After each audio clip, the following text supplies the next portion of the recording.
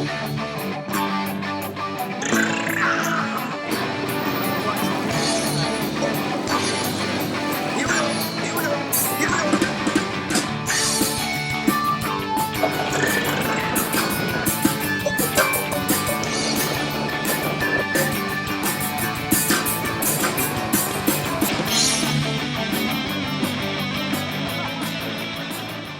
have a really special guest today, Tassel Shanebrook, and she's an integrative psychotherapist from Nashville, Tennessee. And she promised today she's going to bring the light. Welcome, Tassel. Thank you so much. It's an honor to be here. Thank you, Scott. Well, shine on, you crazy diamond. Let's go. Let's just Let's rock and do it. roll. Let's learn a little bit about you and what you do and who you are. How's that Sure. sound?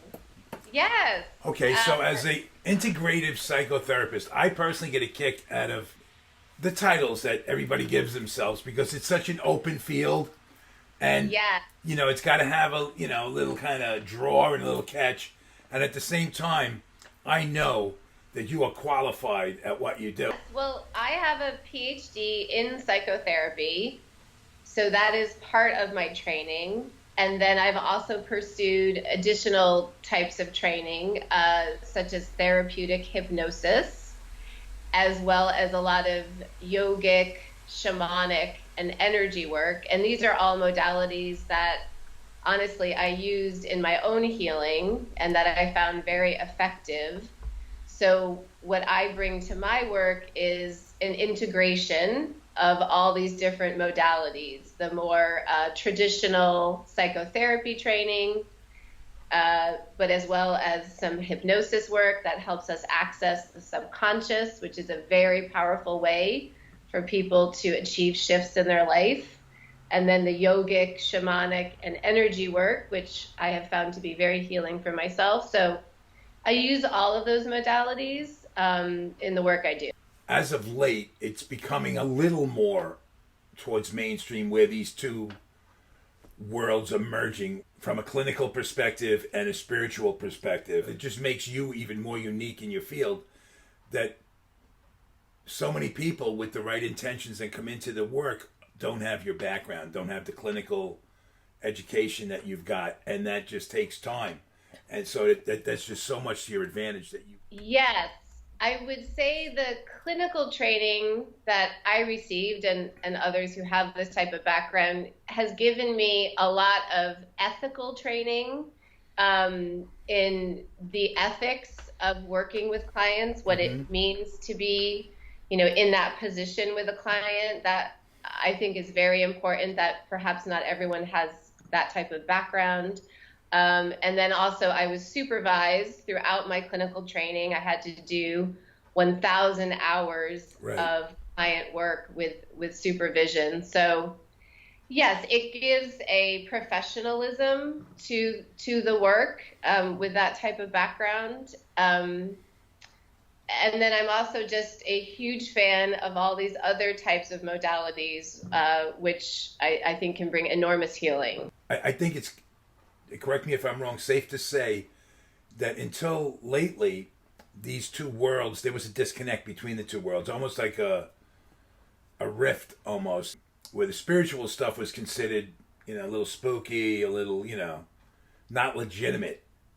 Yes. But I think it's being a lot more accepted now by the clinical community. Really, am I right? Yes. It's really interesting. Even in my training, there was no content on spirituality or a person's religious orientation. It's almost like something we're not supposed to talk about. It maybe being too personal or, even controversial in a way for a therapist to bring that up in a normal, traditional clinical setting. They kind of understand that there's certain liability that you have as a licensed professional. But I think also my personal issues with drugs and alcohol, and I was always in and out of that one issue, and that was always the elephant in the room. So a big part of my story is that I'm just starting to see things now at this point in my life because I never availed myself because I was still like spinning like that hamster in the wheel for so long. You get off the wheel and you get back on the wheel, and that's really what it amounted to. So Yeah. maybe that's why, but I do think that often that part of people's journey, when it's not addressed, I mean, it's just almost not a complete cleansing, like when you're trying to figure out the whole story on why things might have went awry. And I think what we're talking about here is so important, because what I want to say is that in most forms of traditional psychotherapy, there is a hierarchy. There's the therapist and there's the client. And the orientation is that the therapist is going to come in and be an expert in the client's life. And really, in a way, offering advice or suggestions. In other words, the flow is from the therapist to the client about the client's life. To me, I do not think this is the most helpful way to approach therapy in any sense. And to me, when we can bring in a spiritual orientation, what that does is it opens up the client for the client to find the wisdom and the guidance within themselves, which of course is also coming through source. So I think what we're talking about is so important. And I think a lot of therapy can end up being injurious to people. And I have experienced that myself in therapy with therapists. And I don't know what your experience has been. So many therapists that I didn't respond with, work with, click with, whatever term you want to put to it. So I would just buggy. I mean, when it's not happening, and no matter how good they might be, really great for everybody else. Yes. But that's irrelevant if I don't click. But I have to give it a little time to see if maybe it's just me. But once I give that enough time to just say, you know what, hey, I'm not really. There has to be something that clicks, because as a client, I had to be vulnerable. I had to put stuff out there. I had to trust. Yeah. And I ain't going to be vulnerable if I don't trust. So that has to be established. And I think what you just said is what really separates your concept there, is that when you're bringing the playing field down to an even kilter, then that right away, that's introducing, that's welcoming somebody. There's a honoring. Yeah. One of my mentors in my training is a wonderful. He unfortunately is deceased at this point, but he was a wonderful therapist. His name is Michael White, and he was the originator of a type of therapy called narrative therapy. The idea being that all of us live in stories of our lives. And many of them have been imposed upon us by our families of origin, by our school systems, by our religions. Meaning the conditioning that we subjected to? Yes, exactly. The role we will play in all of these systems and the story of our lives. Usually we are not authors of these stories.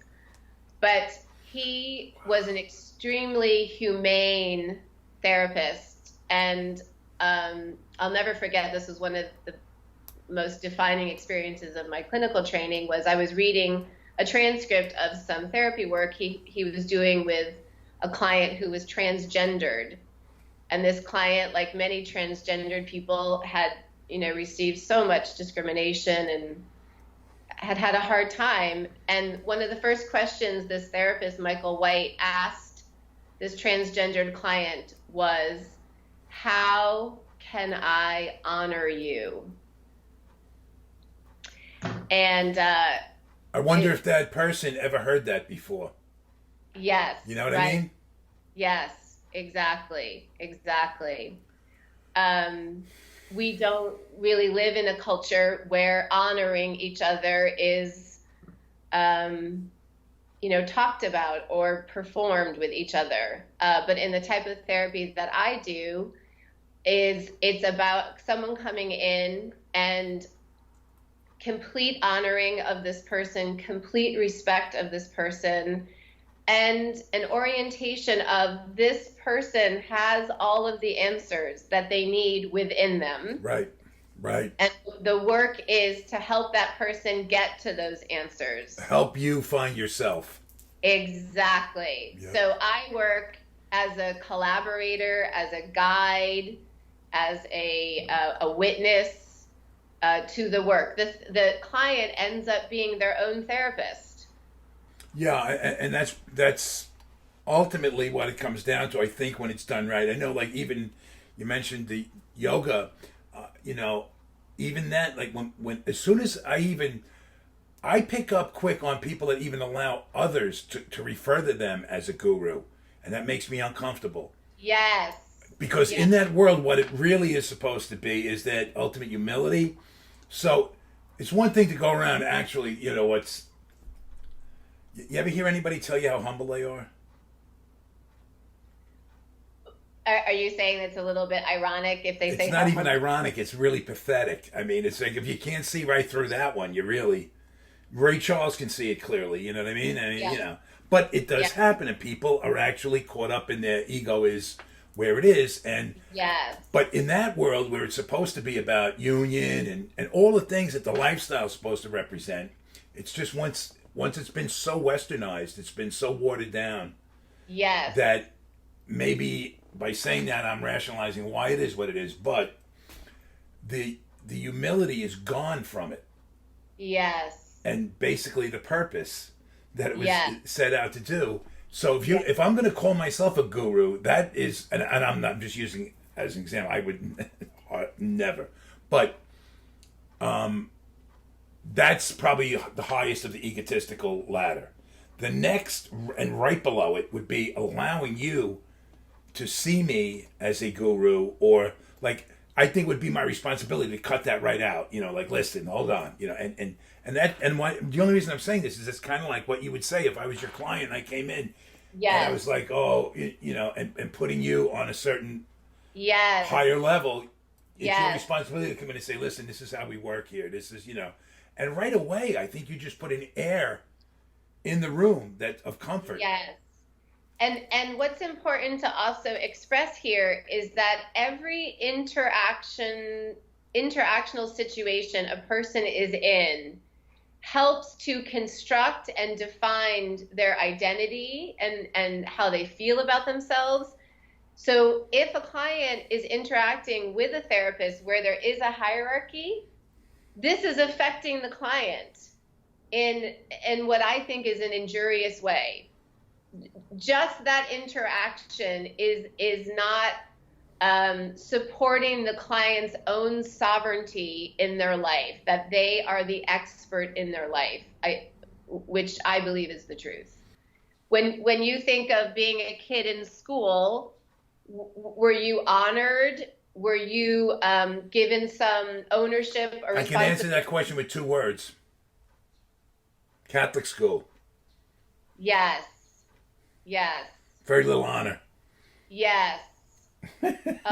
Hierarchy, punishment, guilt, shame, all that. Punishment, shaming. Yeah. Yes. I think what we're talking about, obviously is not just in the world of therapy. We're talking about that we live in this type of culture that is not honoring, that is not respecting, that does not support each person's own inner guidance. And with that being said, there's this community of people that's growing by the minute, like-minded to what you're speaking of. It is really gaining momentum and strength and movement, but it's still such a small single-digit percentage. I was talking to somebody the other day, and they're going, this movement, it's just like, it's so vast. It's just moving so fast. I'm going, yeah. It's still, it probably went from 1% to 2%. It doubled. And you're like, wow, because you're living in this bubble. That's your world. Like, it's all in this conscious-minded, mindfulness community, right? So you're watching it grow. But the rest of the world thinks you're out of your fucking mind. Like, and not that they're just not open to it either, some of them. Like life. if you got a lot of kids, there's so many different reasons why people Yes. can't avail themselves to this, right now. Yes. But it is growing, yeah. And then there's also cultures that are not. This is not going to be part of that culture. It's just not. Yes. And what's interesting about what we're talking about is that for many people, even what we're talking about may be a completely new idea to them. They might not even really be conscious of, oh, I'm in a hierarchy right now, and my own ideas, concepts, values, guidance are not even being talked about. Most people might not even really be conscious of that this is what's happening throughout their day in all the institutions that they're involved in. Let's get back to this about what you're doing currently, because just the fact that you are where you are is fascinating. So I'd like to, for you to talk a little bit about your who you are, your growing up, and how you found your way to this point in life. Yes. So, like so many of us who have had some challenges in our lives, I've come into this work and I'm so passionate about what we're talking about because I previously lived a very different experience. I grew up in a family where basically I became a puppet.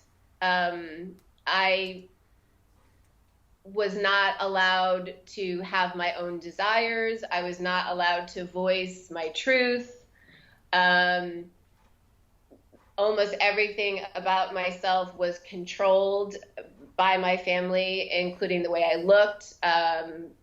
My hair was cut off. I was usually dressed like a boy. What I wanted to study in college. What was that all about? I think it had a lot to do with trauma that my parents experienced in their childhoods that hadn't been resolved. I think it was about probably feeling in control over me. Things that unfortunately happen a lot in parent-child interactions. And what was the ultimate impact of that on you? Like, how did you respond to that? I obeyed. I would say I handed over my identity to my parents, and I became whatever I thought they needed. You were just following course. Yes. I think I wasn't conscious of this as a child, right. But I did this for my own survival. Right. Right? In more of a subconscious, unconscious way. I could tell this is what I needed to do in order to survive this family. When you look back at that now, while you were going through it, did you feel that was like traumatic on some level? Like when you were a child, did you go like, this really sucks, man? That's such a great question. And the answer to that is no, I did not experience it as traumatic as a child. Because I was so cut off from my feelings. I had to cut myself off from myself almost completely in order to survive in this family. And so I was also cut off from all of my feelings. So no, I didn't feel it was traumatic as a child. You know what's fascinating? I talk to so many people that have really low bottoms.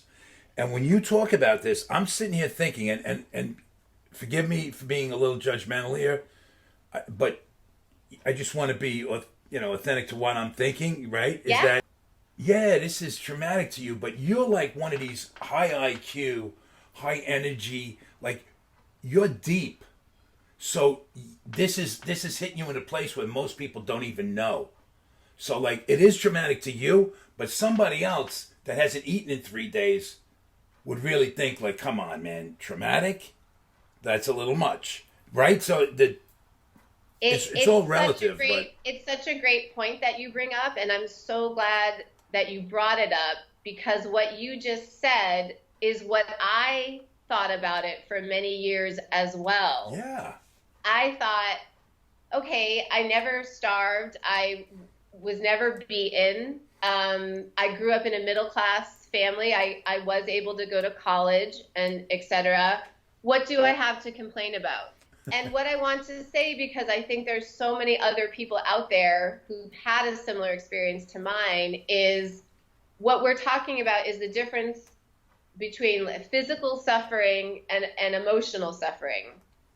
And what I experienced was I would say, near complete loss of my identity, a near complete loss of my connection with myself, a near complete loss of my personal agency, a near complete loss of the ability to distinguish between abuse and nurturance.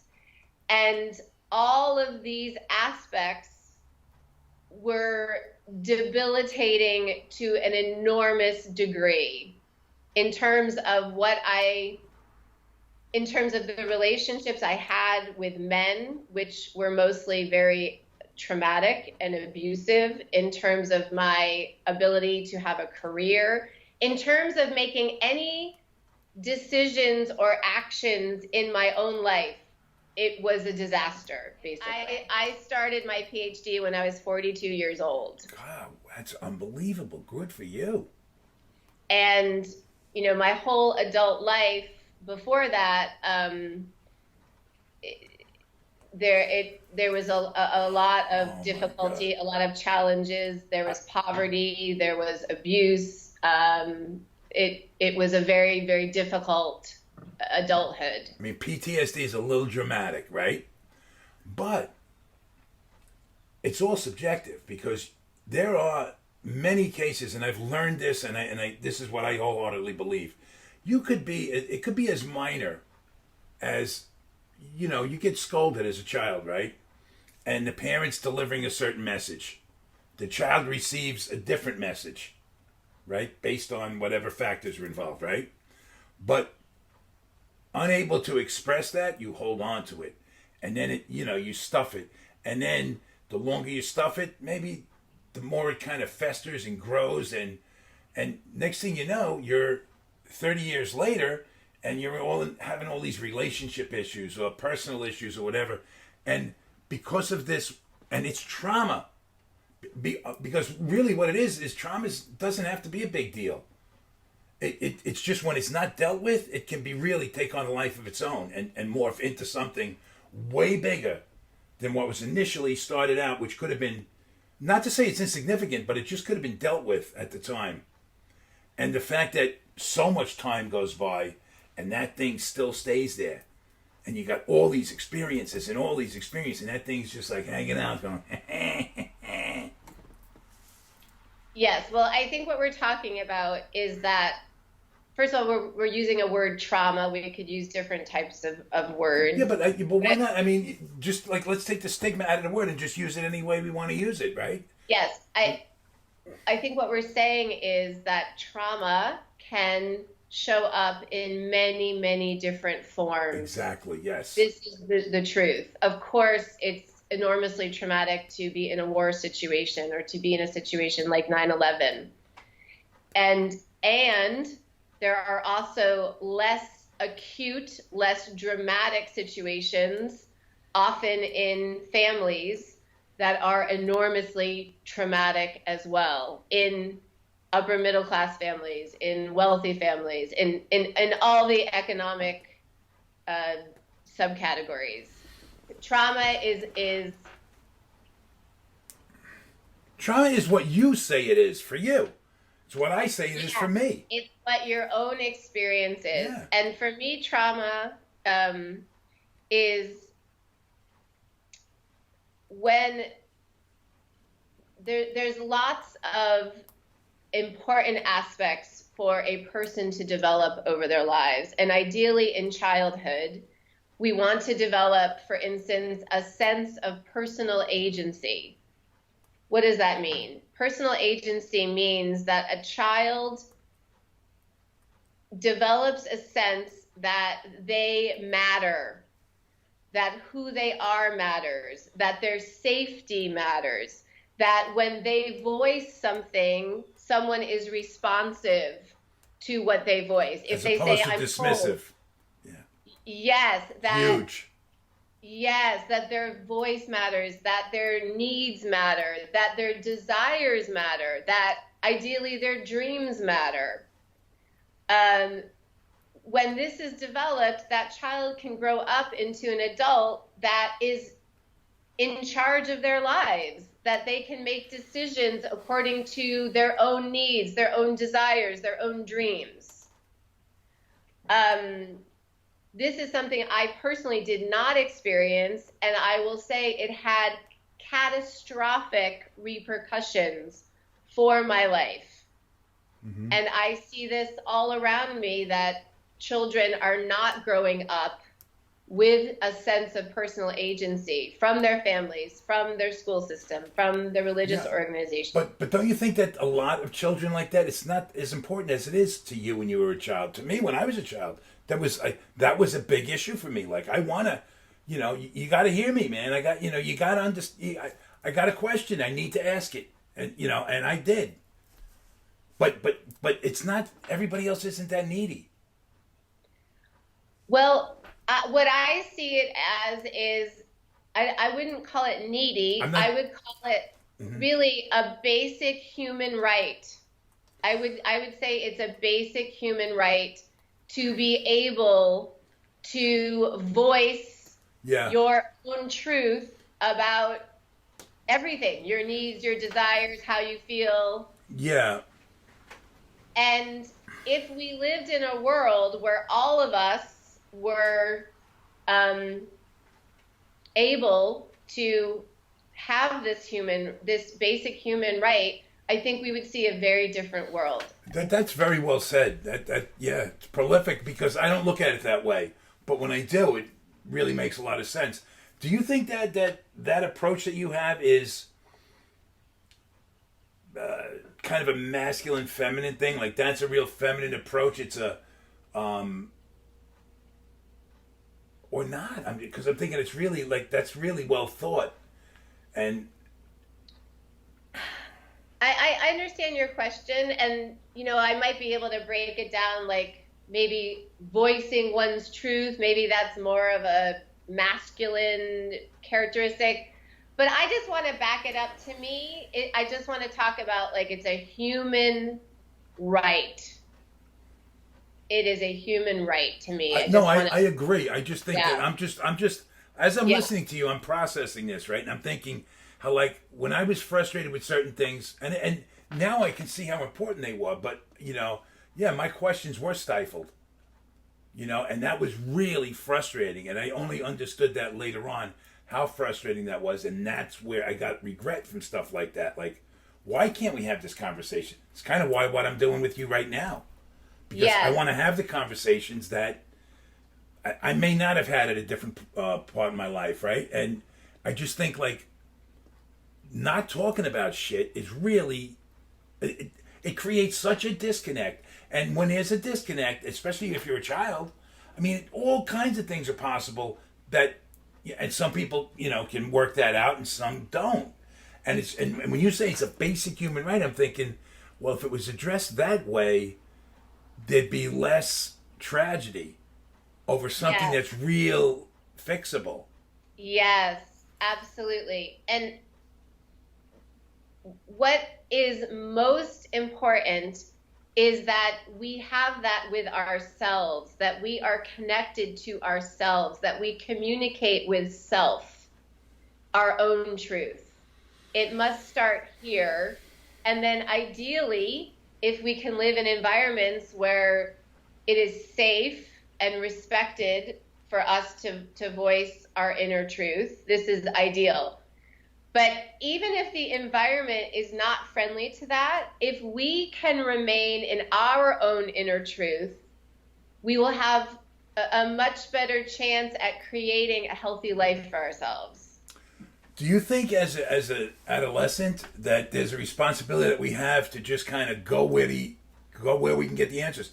I know when I talk to girls that are tantrikas or sexual healers and things like this, right?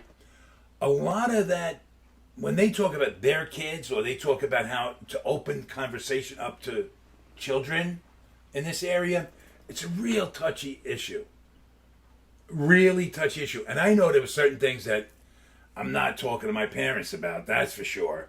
But those conversations, you have to find out where you can go to get the answers to your questions or to just have conversations. We don't always, I didn't always do that. It was always like, just leave it alone, move on. And, it'll, when it's going to matter, you deal with it.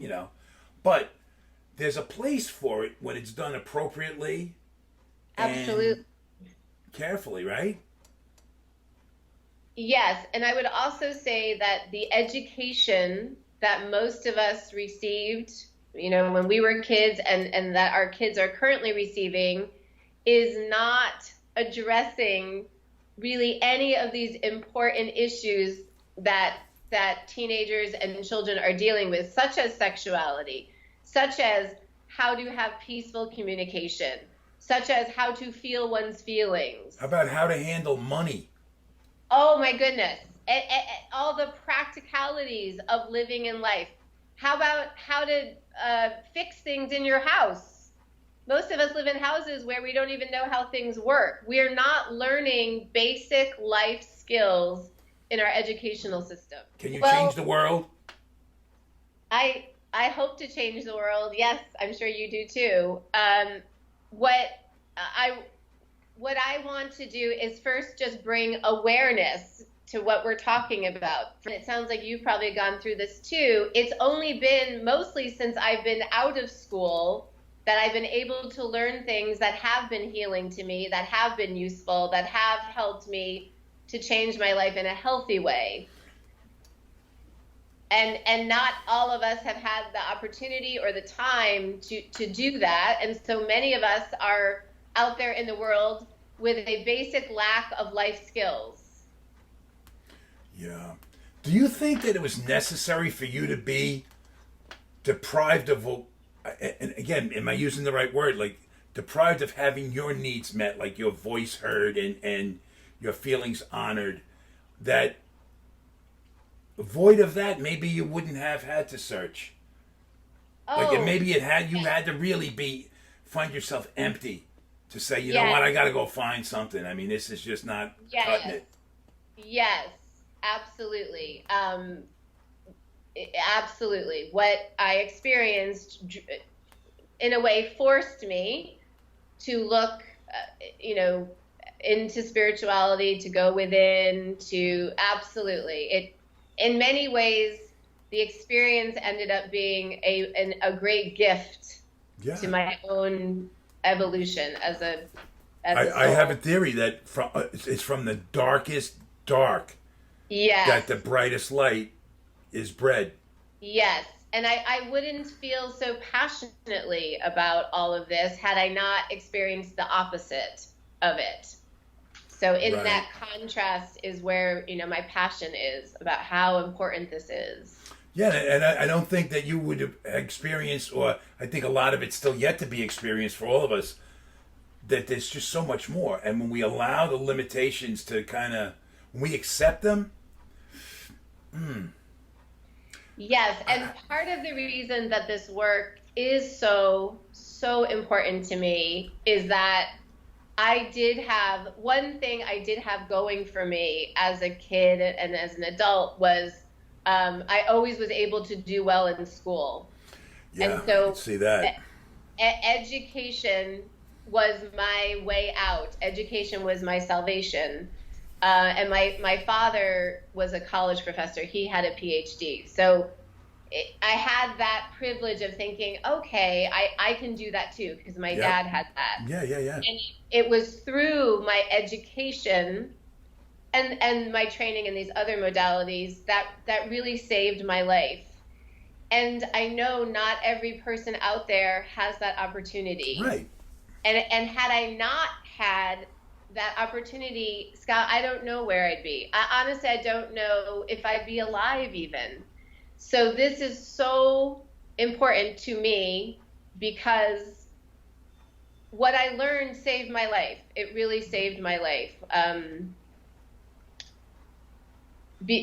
I'll just say this as well, because the way I was brought up, and even in a lot of the psychotherapy I received, the message was, there's something wrong with you, Tassel. Yep. There's something wrong with you. You're broken. You need to go on antidepressants. You need to numb yourself, and you need to just do what we tell you to do. There's something wrong with you. And this is why I ended up pursuing my doctorate in psychotherapy, because I wanted to find out what the heck happened in my life, and I wanted to just find answers. And thankfully, I realized that what was wrong was the environments that I was living in. They were not healthy environments. A lot because of the trauma that my family went through when they were growing up. So not to blame anyone, to really have compassion for everyone in my family, that they went through a lot of trauma and didn't have the opportunity or the time or whatever to heal themselves. And so these patterns continue.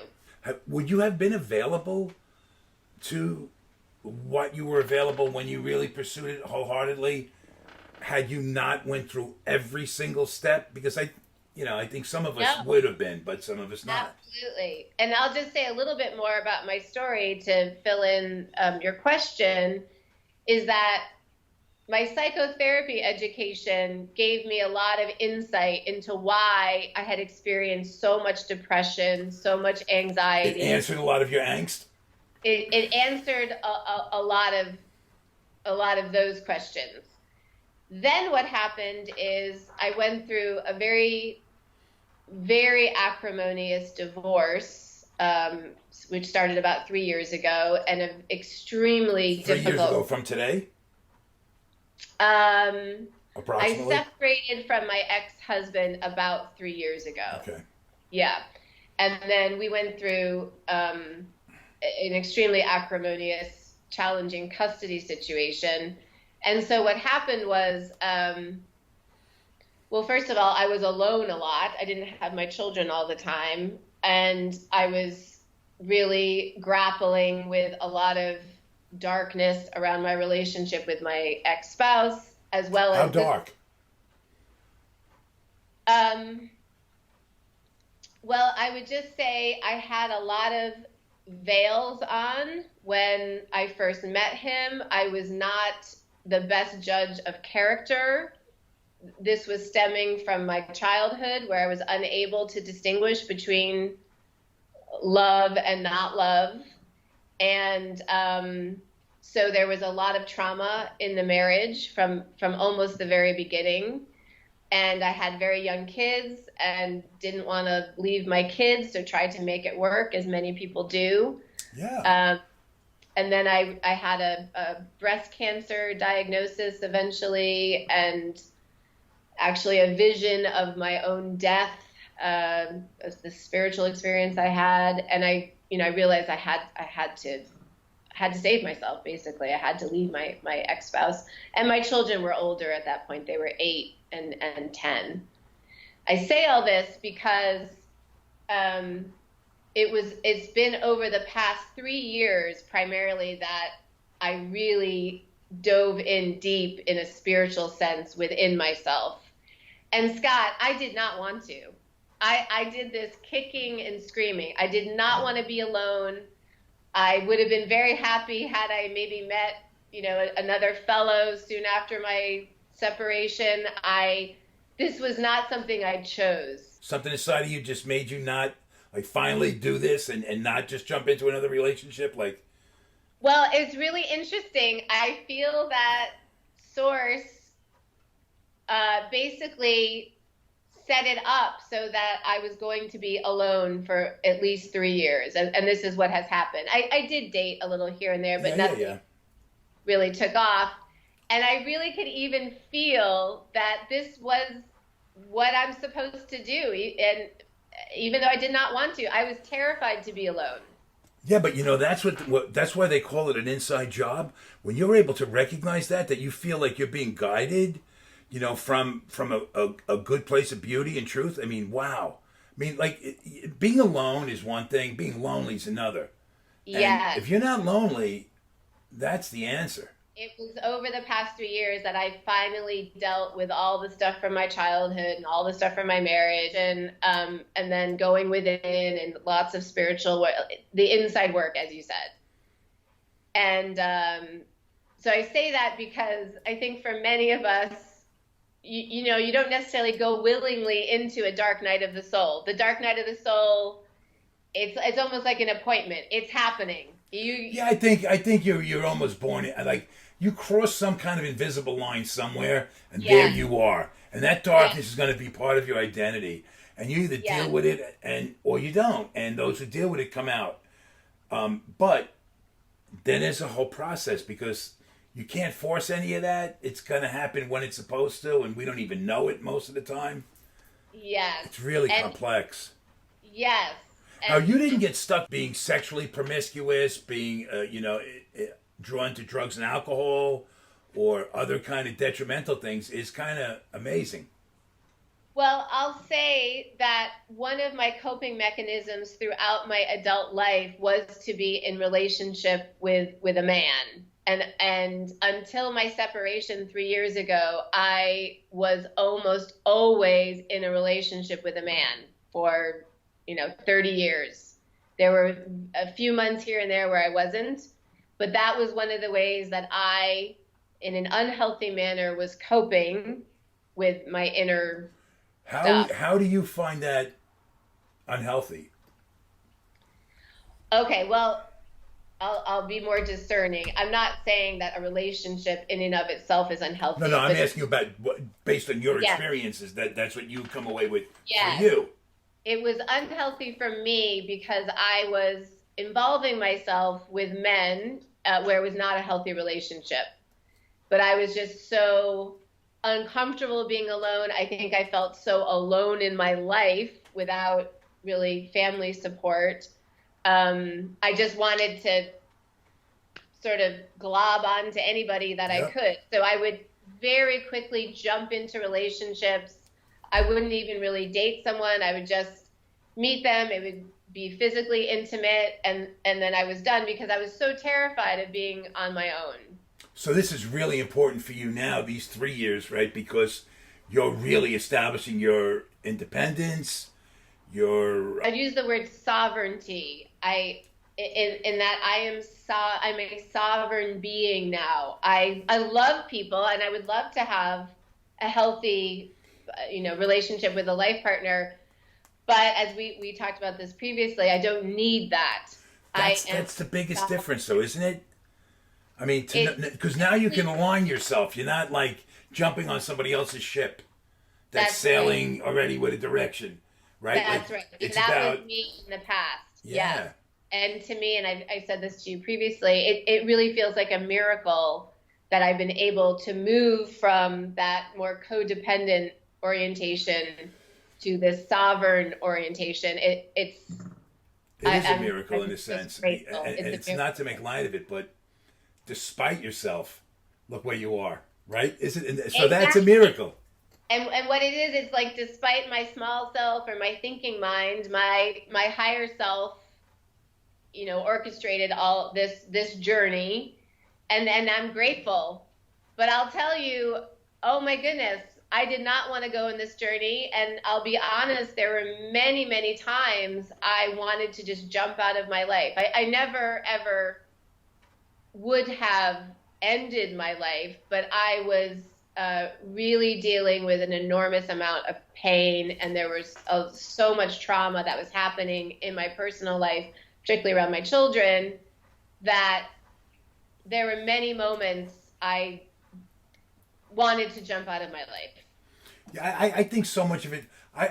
The personal stuff that I've been through would be considered traumatic on just about anybody's scale, and the fact that I don't have kids and I never had a suicidal thought that was a conscious thought, like that bullshit teenage stuff, when you're kind of acting out and screaming for attention, maybe, but that wasn't serious. I never honestly have had that, and sometimes the pain has been unbearable, but I found ways to cope.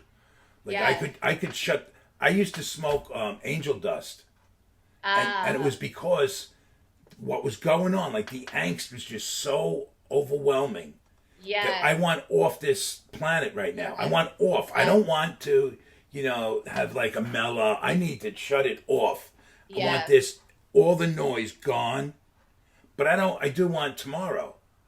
Yeah. And that allowed me to, by the time I inhaled, I inhaled, and by the time I exhaled, I was in a blackout.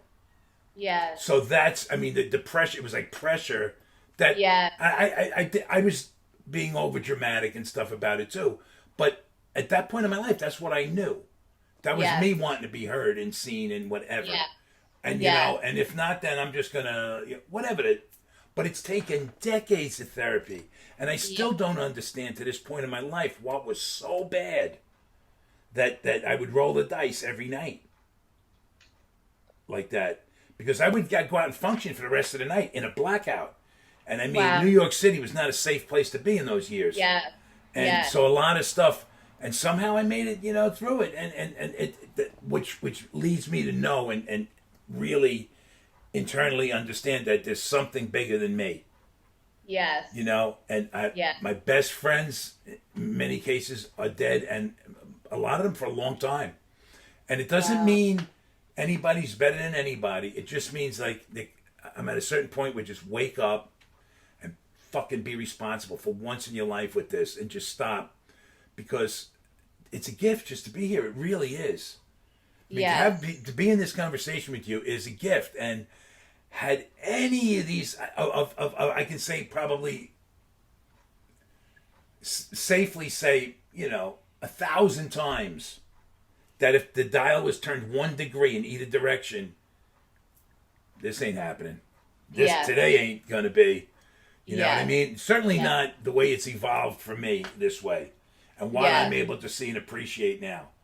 And, and I got a lot of good lessons and a lot of good structure and stuff, even from the stuff that I don't like. Like I didn't like Catholic school. I don't endorse it at all. I don't, my own family life. I learned, even though I rebelled against so much of it, I got a lot of good character stuff from all of that. From playing sports and from, just understanding hierarchy and taking direction and stuff. A lot of skills from that, you know. But at the same time, I rebelled all the way through. And somehow I get to a point where I get a real opportunity to meet real special people to make me see this whole journey had a purpose. All that bullshit that I thought was, just so purposeless. Yeah. It's just like, it's amazing how it just plays out. And I think you've hit on something that can be very transformational. You talking about purpose. That when we can see our life experiences as serving some type of purpose, it really can transform how we look at it. And I believe that whatever you have survived and mastered, that is a big part of your life purpose here. So what you've gone through in your life and been able to survive and master and now thrive, that's what you can bring to other people. And to me, that's a big part of each one of our life purposes. You have a way with words, I'll tell you. I think that thrive is, in certain ways I am. Mm-hmm. Other ways I'm certainly not. Mm-hmm. And, I think we're all a work in progress, right?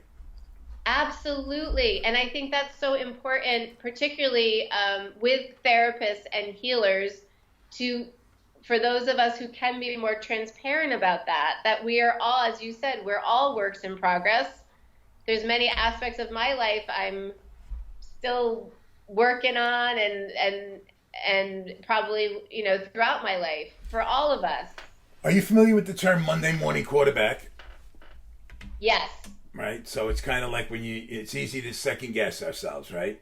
Yeah. When you think about this traumatic relationship you were in and all that was involved, and you've only barely touched on it, right? Maybe if it wasn't that bad, if you would have been able to turn those corners a little more easily, then you'd still be in that relationship. And all this stuff that you're seeking right now is not even being looked at, not even being acknowledged on any level, because you're stuck in this fucking darkness.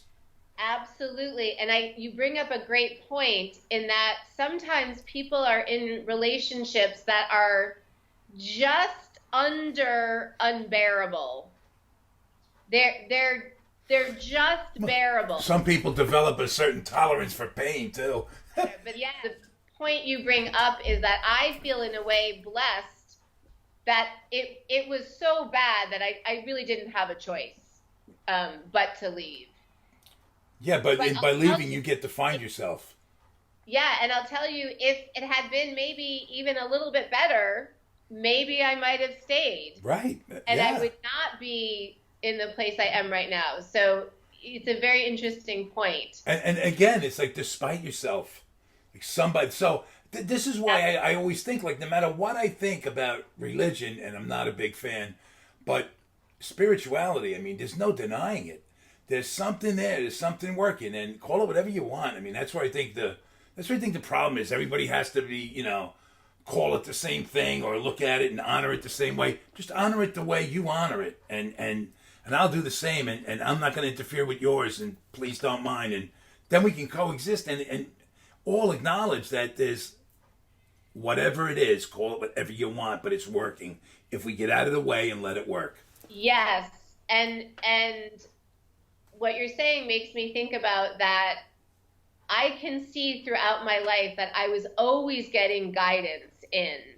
I was always getting nudges. I was always getting feelings of red flags. And you knew it. But and I knew it, but my thinking mind would rationalize and override the nudges and the guidance. Yeah. Wow. And what you're saying to me is that all of us are constantly being guided, but I didn't listen to that guidance up until about 3 years ago. Okay, somehow you were able to step out of the way and let it. I mean, and it's probably something you weren't even conscious of at the time. It's like, that's what we're blessed. And that's what I mean. It's not luck. Just to be open to it and, surrendering and having faith beyond the thinking mind. The thinking mind has so much fear, the tyranny of how can I do. I think that we talked about the tolerance for pain too a minute ago. Is that I think a lot of us, I know this is very common in the world of recovery too. Is even though we know something's going to be very painful, and it's a dead end, and it's everything wrong with this way of life. Everything. There's not one redeeming quality in this certain way of life, right? Yeah. I'd still rather stay in that than change and go into something I don't know because I'm familiar with the pain. And I've learned how to accept this, not even mediocrity. It's somehow it's manageable, and the fear of the unknown is more than the fear of staying. And what we think is manageable has destroyed us to the point where we are absolutely comfortable accepting that. Absolutely. And it's so common, right? And for me, the fear of staying in my marriage was greater than the fear of the unknown. And that's non-discriminative too. I mean, if you're rich, if you're poor, if you're black, if you're white, if you're whatever you are, I mean, that's gonna affect us in our way. Yes. With our circumstances, and that is I think it's pretty much common across the board. No. Yes. Well, Tassel, again, we've really just touched on so many things, but the tip of so many things, and I really would love to continue this with you and pick this back up because your depth is just, I'm awestruck with where you're at. So kind. Thank you. That's very, very kind. Well, and whatever you see in me, of course, is in you. So I'm rubber, you're glue. Whatever you say to me bounces off me and sticks to you. So you had a nice feminine way of saying that, and then I'll turn it into some kind of joke. But anyway, listen, I just really want to say thank you, and I want to pick this up again and finish your story because we haven't even got into it yet, and you got a lot to say. And I love where you're at. So anyway, I just want to say thank you for this, and we'll do this again real soon. Thank you, Scott. It's been a pleasure. I appreciate the opportunity to come onto your show. Thank you.